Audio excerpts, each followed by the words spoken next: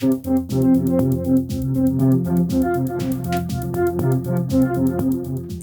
everyone. It's Elizabeth from Elpis Astrology at elpisastrology.com. So today I am going to do a video on the astrology of the Crown Prince of Iran, who is in exile right now. And it's not going to be a big history lesson. There's a ton of, even just on YouTube, information about Iran, as well as his family, the previous Shah to that, and some really interesting stuff if you want to get into it. So I'm just going to give you a brief précis of his life and what happened there and what led to what's going on right now in Iran, but mostly focus on his astrology in his chart. I'm going to be looking at his natal chart, and then the two progressed charts will be for this year, 2025, and for next year, 2026, and see how this may play into Iran's chart as well. So I'll be giving you dates and potential things that may be happening for him.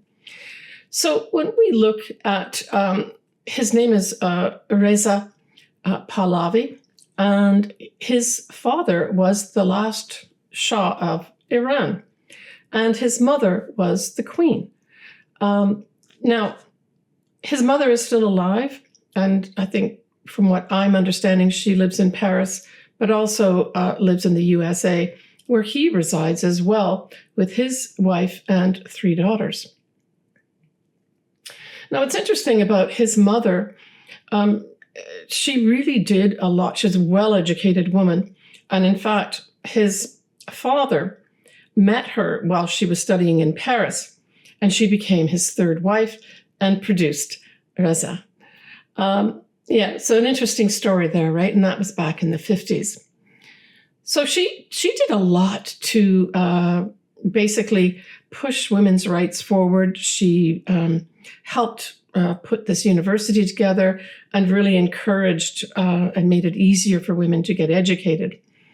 She was also a philanthropist. She's also a philanthropist right now, and was very instrumental in bringing back some very ancient relics to Iran that were kind of spread around the world. I think, from what I understand, there was a rapid westernization of Iran at that time. So we're really talking about the 50s here to the 60s and the 70s. And yet there was still this big contingent of, the religious part, Islam of Iran as well, that, depending what you read, suggests that maybe they were not brought into the fold and considered as part of society as well. There's a whole mix of different things that could have happened. There's also this argument that the Shah was maybe a dictator in many respects. But you'll have to read things and watch maybe things yourself and make your own decision.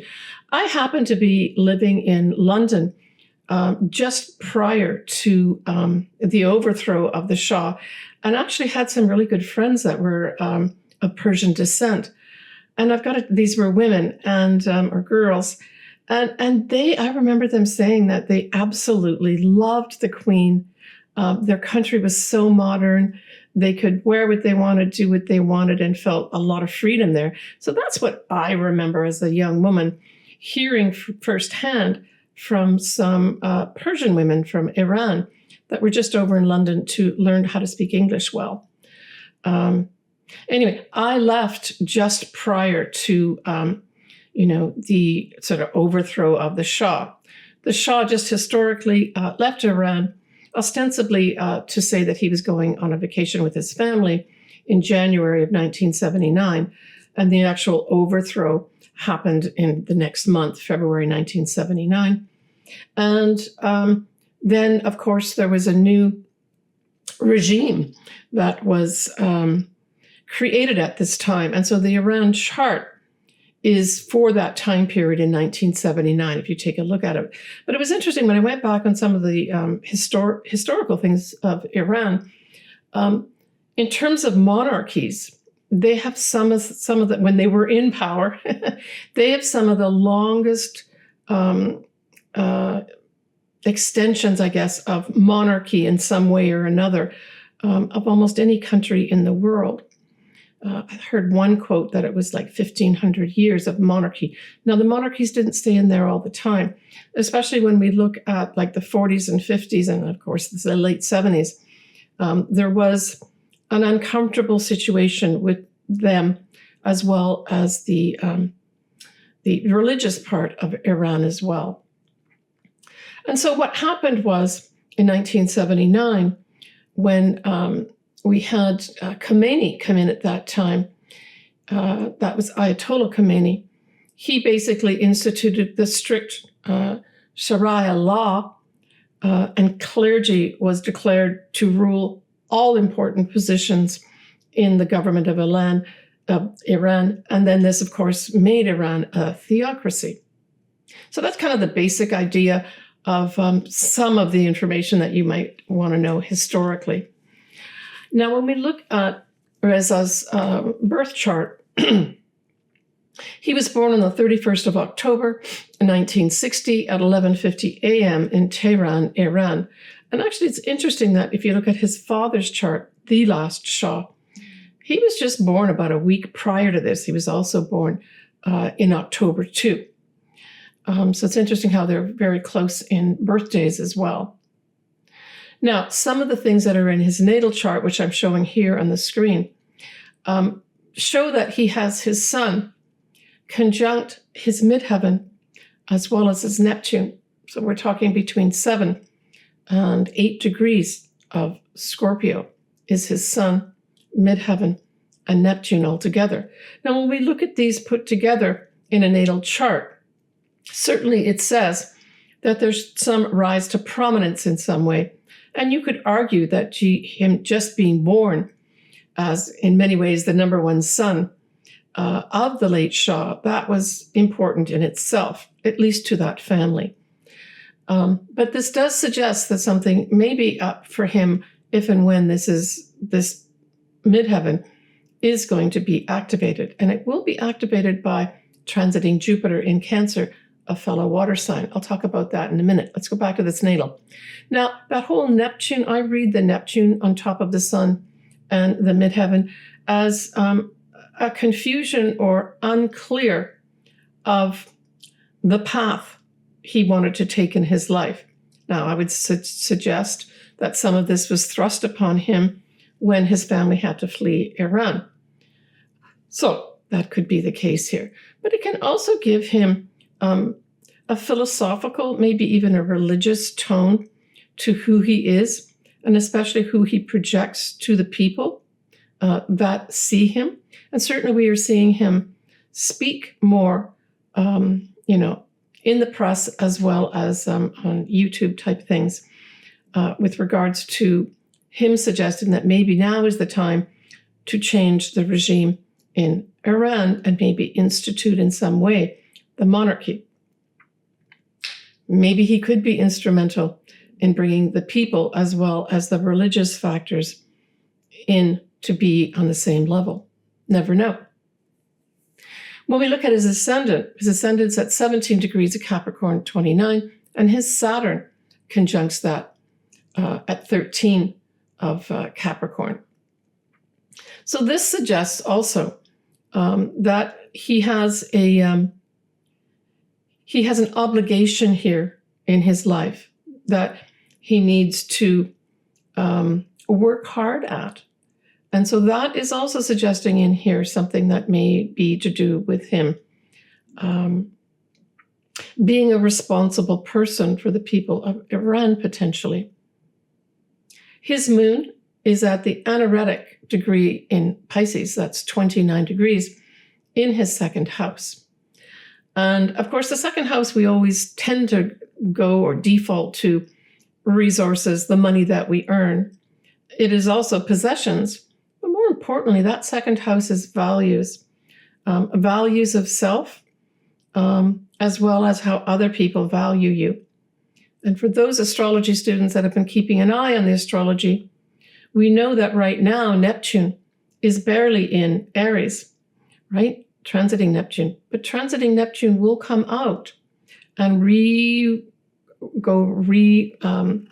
retrograde into Pisces again, 28, 29 degrees, conjunct his moon.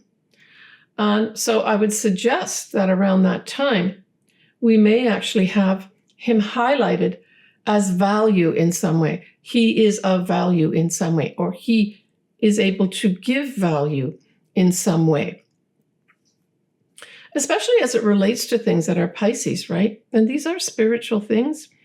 That type of thing can be brought in. It can also refer to philosophy in some respects as well. Now, we're going to have a couple things happen here. We're going to have a full moon. That is going to be, it's just a full moon. It is not an eclipse at 18, 19 degrees of Capricorn, which will be conjunct his ascendant on the 10th of July this year, 2025.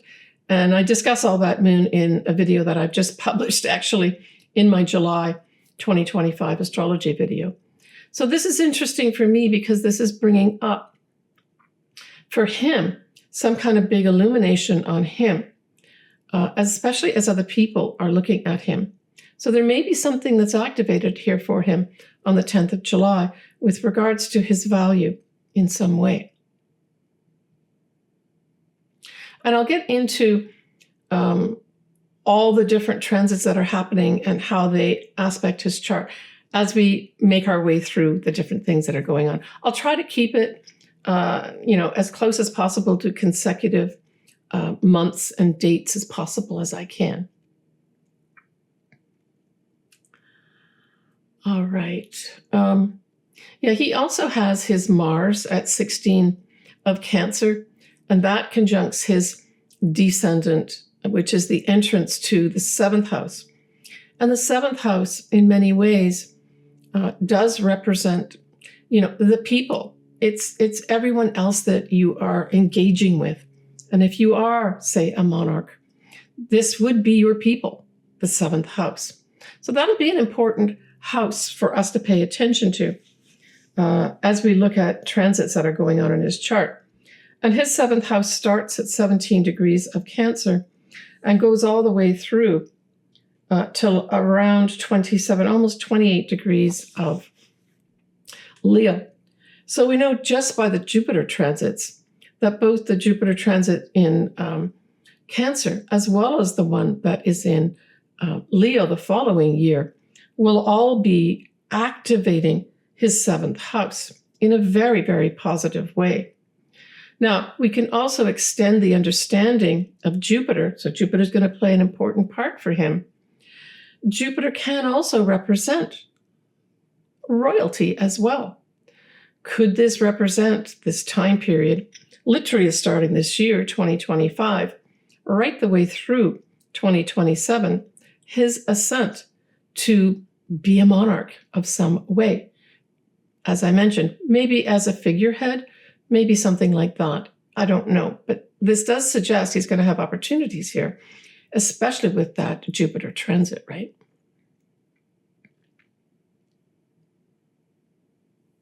Yeah, and if we stay with that Jupiter transit, we also have Jupiter in Cancer. Will also be obviously trining his Sun, his midheaven, as well as his Neptune. So it's like there's a whole bunch of dotted lines that are ongoing right now. In fact, it's interesting. I'm making this video the day after the U.S.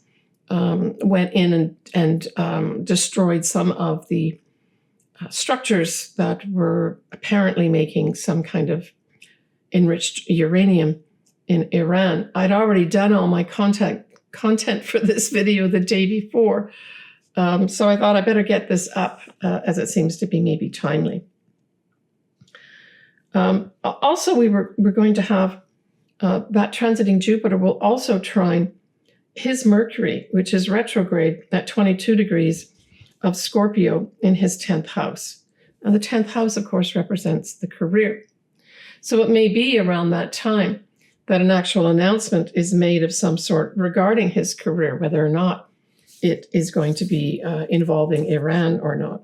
Let me just look up. I'm going to look up Jupiter, transiting Jupiter at around 22, 23 degrees of Cancer which will trine that Mercury, that natal Mercury of his, right? Yeah, so it's going to probably be a few times here. But the first time that's going to happen is, we're looking at the latter part of September, right the way in through, because he's almost at 23. I'm going to take it right up to almost mid-October 2025, a couple of weeks before his actual birthday. Let me just see when else it may happen here. Yeah, so it will happen again when we get into 2026. So this will be activated again, the Mercury that is, by trine with Jupiter. Now we're looking at towards the end of May 2026. All right, let's keep moving along here. The whole trine that I mentioned with the Sun, the Midheaven and Neptune, we're looking at between 7 and 9 degrees of Scorpio, and therefore for the Jupiter part of it, we're looking at 7 to 9 degrees of Cancer. And so we're looking at the 10th to the 24th of July I've got down here. We're also going to have a new moon. And as I mentioned, Jupiter certainly can represent royalty, but so can the sign of Leo. So this new moon may also be important for him. Let me just take a look when the new moon is in August for him. So August may turn out to also be a new start for him in some way, right? Yeah, so the new moon in Leo will be at 2 degrees of Leo, 8 minutes on the 24th of July. So, this is all next month, basically, as I make this video. Now, when we look at his moon being at 29 degrees of Pisces, we know that it's awfully close to 1 or 2 degrees of Aries, the next sign, right? So that new moon that I've just spoken about at 2 degrees of Leo will actually trine within orb his own natal moon at the last degree, the 29th degree of Pisces. And that moon, as we mentioned before, is in his second house of values. It could also have him have some new start with regards to, income of some sort as well. Some of the things that he's got when we look at his progressed chart. So we'll take a quick look at his progressed chart here too. And his progressed chart I started for this year. So it isn't technically operational right now because he was born on the 31st of October. So his progressed chart that I'm showing you here technically starts on the 31st of October of 2025. And I thought there was a couple important things here, and you can take a look at the chart here and see that his progressed sun is at 13 degrees of Capricorn, and his progressed midheaven is at 14 degrees. Both of these conjunct his natal Saturn at 13 degrees of Capricorn, and of course that natal Saturn conjunct his ascendant. And so, this birthday year for him, it may start earlier than his birthday, especially with the activation of Jupiter being so prominent right now and coming into his descendant and 7th house as well. But this just emphasizes again, perhaps something very important. He will be making an announcement, or someone will be making an announcement with the progressed midheaven, right? About a new responsibility that he takes on. Now, he could independently have some new responsibility himself, on his own career. But it's interesting. I don't read for progressed Jupiter very often, but progressed Jupiter is also at 14 degrees of Capricorn. Yeah, so, and then his progressed Mercury is at 12, almost 13 degrees. So technically, at his birthday this year, his progressed chart shows progressed Mercury, progressed Sun, progressed Midheaven, progressed Jupiter, all in line with conjuncting his Saturn and not far off his ascendant. So there may be something very important that happens to him this birthday year in 2025. But of course, these configurations won't change a whole lot even the next year. In a progressed chart, it's really just the moon that has significant movement. That's a whole other educational thing, but just FYI for yourself. I'm just looking at his chart here. All right, let me go back to my notes up here as well.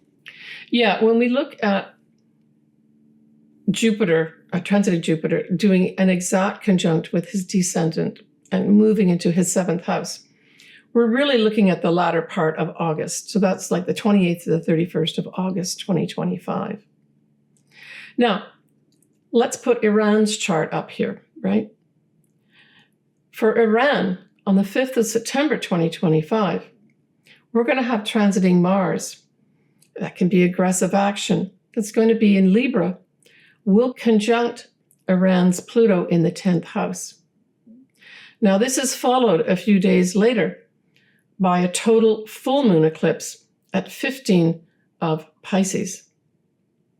And that total eclipse full moon in Pisces will conjunct Iran's north nodes of the moon of destiny. So this suggests to me that this early part of September, so we're talking really about the first week of September 2025, there could be some big challenge up for Iran, especially with regards to, Pluto being involved here by conjunct Mars suggests required transformation of that eclipse that conjuncts the north nodes of its destiny. So I can expect, or would expect, something, some big challenge for Iran, the present regime of Iran, to change their destiny path and transform with this setup, right? Now, when we look at the 21st of September 2025, there's another eclipse, and that is going to be a lovely new moon eclipse at 29 degrees of Virgo. Okay, so now those astrology students are going to recall that Reza's natal moon is at 29 degrees of Pisces. So that means that that new moon is going to be directly in opposition to his moon.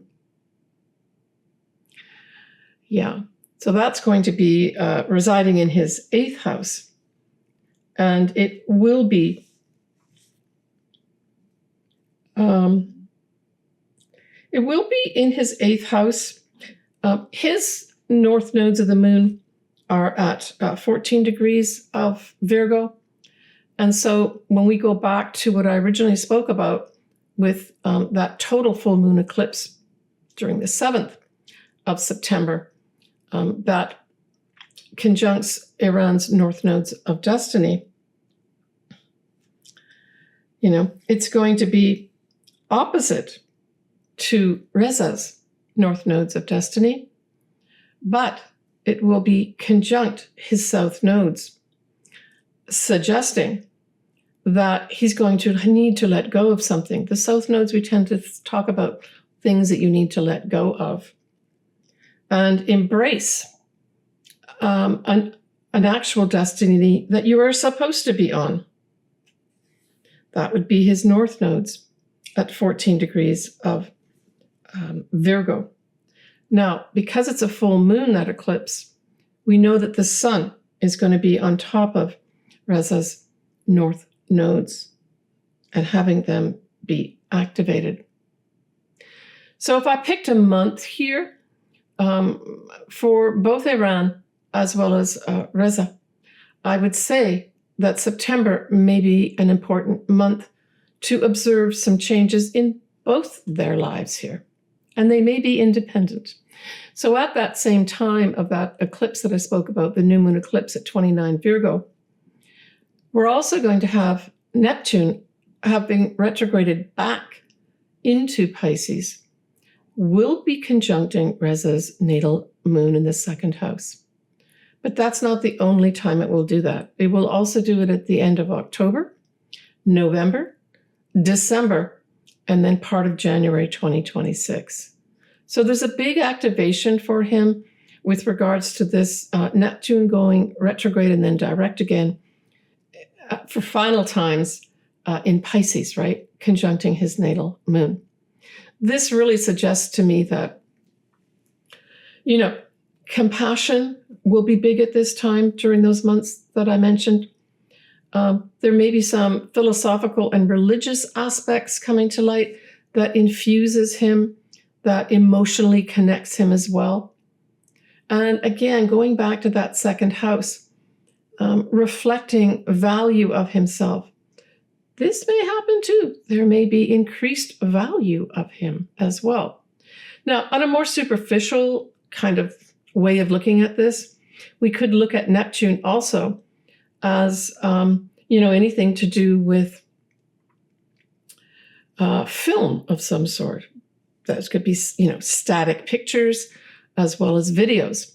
So those may also be seen more at this time too, during those months that I mentioned, starting at the eclipse season month of September 2025. Now, as we head into November 2025, in particular the 20th of November 2025, there's going to be a new moon at 28 degrees of Scorpio, conjunct his Mercury. And it will be in opposition to Iran's natal moon at 28 degrees of Taurus. So this could be another new start. It is a new moon. It is not an eclipse. But this could be, again, some kind of communications of some sort.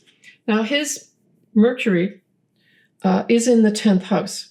So it suggests to me that there's going to be some association here with regards to an announcement or communications from him and his career. It's in the 10th house, in opposition to Iran's moon at 28 of Taurus. And that 28 of Taurus falls in his 4th house of home. So this could also have something to do with either his home in Iran, or potentially in Iran, or something to do with maybe there's going to be communications between the regime and him as well. Don't know. We'll have to see how that evolves. But it is a new start for him, for sure, and a very positive one as it aspects his Mercury. Now, going back to Iran and the natal chart of Iran, Uranus, transiting Uranus that is, will be conjunct that Iran's north or natal moon at 28 of Taurus in December 2025, as well as March 2026. And generally speaking, it is in orb of a degree or so, even in November 2025. And in the Iran's chart, this falls in the 6th house. So Uranus likes to shake things up, wake things up. It's the planet of revolution, independence. So there could be something like this happening during those months that I mentioned. So that could be November this year and December, and as well as March. Now, being in the 6th house, this can refer to things like maybe the health of the nation, but it can also refer to, what are you doing day to day here? And, on a generalized way for the 6th house. So there could be a lot of disruption in Iran on a daily basis during those months. And that natal moon, of course, can represent in the Iran's chart the people.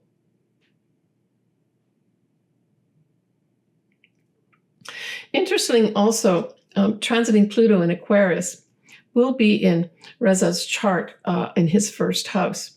And of course, Pluto will remain in there for some time. Just to give you some sort of, I guess, years ahead for him with that Pluto. So Pluto is all about transforming his whole life when it's in the first house, right? Every aspect of your life. And if you think about it, Pluto is approximately a 250-year cycle around the sun. And so not everybody gets Pluto in their first house in this lifetime, because we do not last for 250 years. So he has this here himself. Now, it is going to be squaring that Sun, Midheaven and Neptune conjunction in April 2027. And then by retrograde, when it goes retrograde, that Pluto, it'll go retrograde at 7 degrees on his Sun in May 2027. And then it'll go direct again February 2028, as well as March into July. And at that time, Pluto retrograde will be with his Neptune as well. So 2027, 2028 could have some challenges for him with regards to some new initiative that he is doing. Now, this could be an initiative just in his own life and his career. And or if, as many people are suggesting, there may be a regime change, this is that adjustment part of transforming or help transform. The other thing, if we go back to Reza's progressed charts of 2025 and 2026, he has his progressed moon in Leo in the 7th house for those years. So again, this seems to emphasize to me potential for him to have some role, maybe some kind of regal monarchy type role during those years in a positive way, or he's seen as that. So he may be seen by the people as a maybe benevolent monarchy type leader during those years. He certainly has the opportunity to come to light in front of the people of Iran at that time, whether it is actually physically or through his communications that he does, either in the press, interviews, or places like YouTube. I thought I would mention that, when we look at other monarchies that are well known, now Queen Elizabeth II, she actually shares a Capricorn ascendant, just like Reza does. And it's interesting because she had her south nodes conjunct the ascendant. He has his Saturn conjunct the ascendant. She had Saturn in Scorpio conjunct the midheaven. He instead has the Sun as well as Neptune. And the Sun conjunct the midheaven really suggests that, in terms of your destiny, you're meant to be seen in this world and play an important part in some way. These important parts can be small as well as large. We will have to see how this turns out. Just to give you a little bit of background of his background, as you know, the Shah fled in January 1979 from Iran, and they did have to travel to different places. You can look all this up on other videos if you want. But he did end up settling in the U.S. He had taken training prior to 1979 in Texas, military type training. He did learn how to fly a plane, and I think he did quite well with that. So he was being, I suppose, trained to be more military-like in his role as a prince at that time, right? So he's trained and qualified as a pilot. He did get a Bachelor of Science from University of Southern California. He speaks French, English, and Persian. Yeah, and I mean, if we look at his father, the first Shah, or the last Shah, I guess, as I mentioned earlier, he was born the 26th of October, 1919, and he died in July of 1980 of cancer complications of some sort. And it's interesting, he had his moon conjunct the north nodes, which conjuncted the Ascendant. And his Saturn and Mars conjuncted his Descendant. So that's his father's chart. I've not put that up here. I just thought I would mention it for those that want kind of a complete picture of what he's like. Now, if you wanted to contact Reza Pahlavi, who officially is called the Crown Prince of Iran as he is in exile, he actually has published that he is at, it's his first name and last name.org is his website. So Pahlavi.org if you wanted to contact him. Anyway, I wish him the best of luck and his family and his mother as well, who seemed to contribute so positively to the development of certainly women's education and rights. I hope everything works out for him, and it's great to see him coming forward and talking about his passion with regards to his home country of Iran. I wish him the best. All right, take care, everybody. I hope you've enjoyed this little video. Leave your comments. And as always, I like to do your charts too. All my contact info is below. Just email me and we'll set something up. Bye for now.